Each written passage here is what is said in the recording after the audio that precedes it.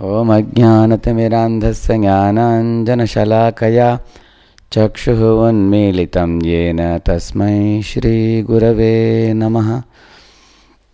Today we shall discuss on the topic Wealth without Yajna produces suffering. In Bhagavad Gita 3.9, Lord Krishna says, Yajnartat karmanaha anyatra lokoyam karma bandhanaha. Very simple verse. He says, work should be performed for the pleasure of Vishnu or Supreme Lord. Otherwise, the work will lead to bondage and suffering. Let us understand the meaning of this. Consider your body like the hands. They take the food and put it in the belly. And then the hands get nourishment also from that.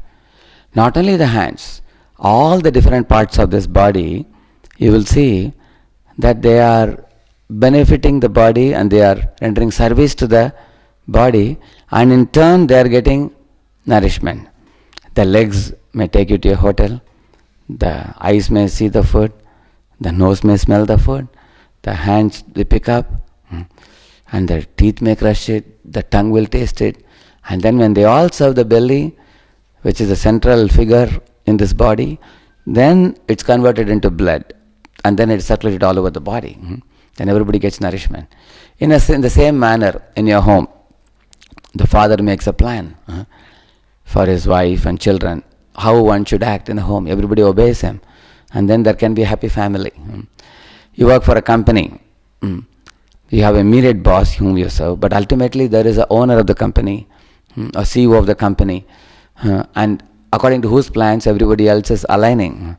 Then the whole company makes a progress. Now you take the country India, for example. So there is a prime minister for the country.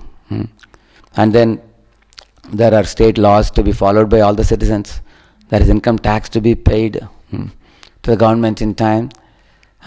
So in this way, the people in India, they are paying tax to the government, but then in return they are getting all facilities from the government. The government takes care of the people in return.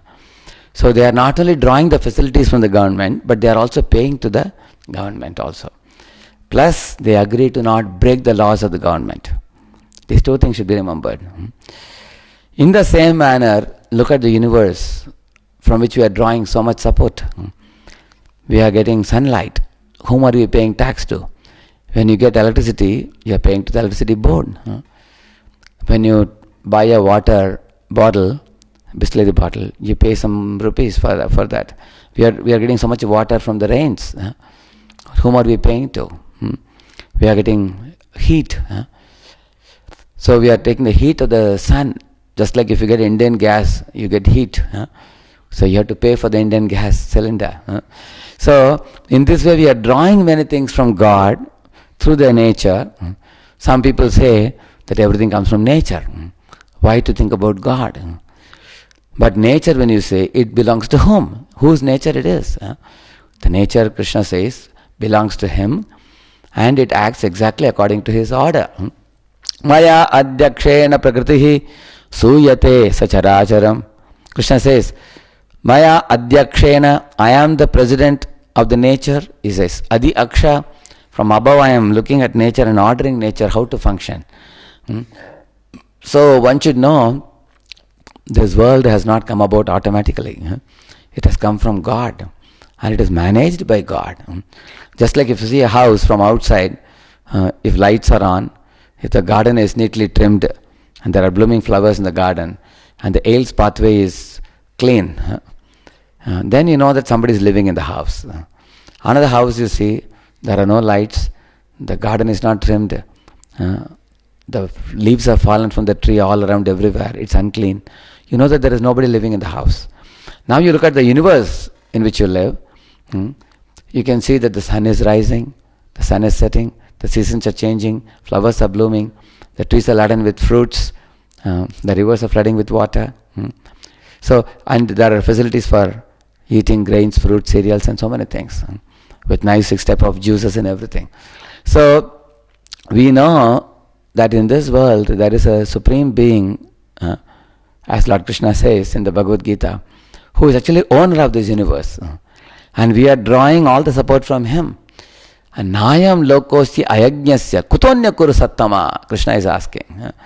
Arjuna, in this world, somebody can accumulate the things, but he cannot be happy unless he does yajna. Like I see, there are many countries which are materially very affluent and advanced, but they are not happy. Why? Because they are not doing yajna. You can see young boys climbing up a huge tower and committing suicide by jumping off. Men and women are taking divorces. The criminalism is increasing because the money that people possess may be abundant, but it is not offered to the Supreme Lord. Such a money becomes a problem. Just like Sita represents that money, Lakshmi. Lakshmi is supposed to be at the feet of Narayana. Sita is supposed to be with Lord Ram. But when Ravana took her away to enjoy with her separately, Sita was crying. So Srila Prabhupada says, a crying Sita in the hands of exploitative Ravana can never make Ravana happy. So Vibhishana told him, my dear brother, you have brought a fire with you. This fire will burn you and your whole race of Rakshasas in Lanka. And that became true.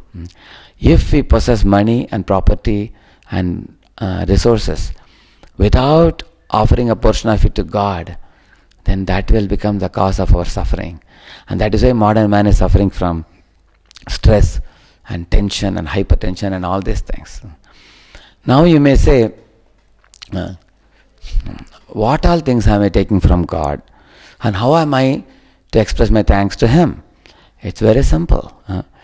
You see, we are taking sunlight, moonlight, wind, rainwater, drinking water, all these things from nature. These are one set of things. Another set of things, vegetables, fruits, cereals like wheat and rice and everything, spices, and all these different things that we get from nature, through the agency of nature. Then we have manganese, sulfur, iron, gold, silver, diamond, such kinds of minerals. So we are taking all these things from God. So then how do we show our gratitude to Him? In the Vedic times they would do yajna. They would chant Indraya Swaha Edam Namama, which means I am taking from Indra, Chandra, Varuna, Vayu, all these different people, and I offer this yajna, ahuti to them. I offer ghee, they would put silk, they would put grains. Now somebody may ask, putting these things in fire, what does it mean? Are we not wasting the resources? The Shastras say no. This fire of the Yajna Kund is actually mouth of Vishnu. The Shastras say, by offering these things into that sacrificial fire, it reaches to Lord Vishnu. How is that possible? For example, I have a wound in the knee. The doctor tells me to take a tablet into my mouth. I ask the doctor, sir, should I powder this medicine and apply it on the wound? He would say, no, just put it in the mouth and drink a cup of water. And I just obey the doctor. When I drink the water with the medicine, then in a couple of days the wound is dried up. I asked the doctor, what is the connection between putting tablet in the mouth and the wound? That connection he knows. Similarly, you may say, I am putting ghee and silk and grains in the fire. How does it reach Vishnu? That Lord Vishnu knows. Because the Shastras say, by offering all these ingredients which we get from God back to God through the sacrificial fire, yajna is performed for the pleasure of Vishnu. Now, in the same manner, in this age of Kali Yuga, the yajna for this age is chanting Hare Krishna. Hare Krishna, Krishna Krishna, Hare Hare, Hare Rama, Rama Rama, Hare Hare. And this is called yajna, called Sankirtan Yajna. By doing this chanting in a prayerful mood, oh Lord, I have left your company and come into this world of suffering. Please pick me up and place me in your lotus feet as one of your millions of servants. That's the meaning of this chanting Hare Krishna. This is yajna. Along with this, whatever food we offer, whatever food we eat, chant Hare Krishna 3 times and then you eat the food. Then that food also becomes yajna. And whatever time you have in your day, 24 hours, give a little time for God and take out the Bhagavad Gita and study a little bit and you chant Hare Krishna, then your entire day becomes yajna. And when you have your home, make an altar where you put the pictures of Radha Krishna, Lakshmi Narayan, Sitaram, and bow down to them every day. Offer tulasi, offer some milk every day. Then your entire home becomes yajna because you have offered a place for the Lord in your home. And when you accept a job from your salary, take some 5% of your salary, 10% of your salary, buy some Bhagavad Gitas and distribute to your friends. Or cook some food and offer it to God and then distribute prasadam to people. Then your salary becomes yajna. In this way, your whole life can become yajna, an offering of pleasure to God. Kaya, vacha, manasa, with your body, mind and words. Then your life is a complete success.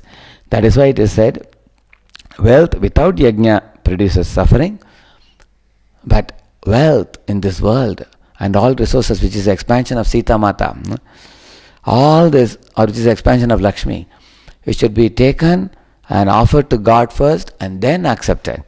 Yes, you can enjoy life, but enjoy only through Krishna. That is devotee. Devotee means enlightened enjoyment. He knows. He doesn't try to enjoy by usurping God's property like a thief.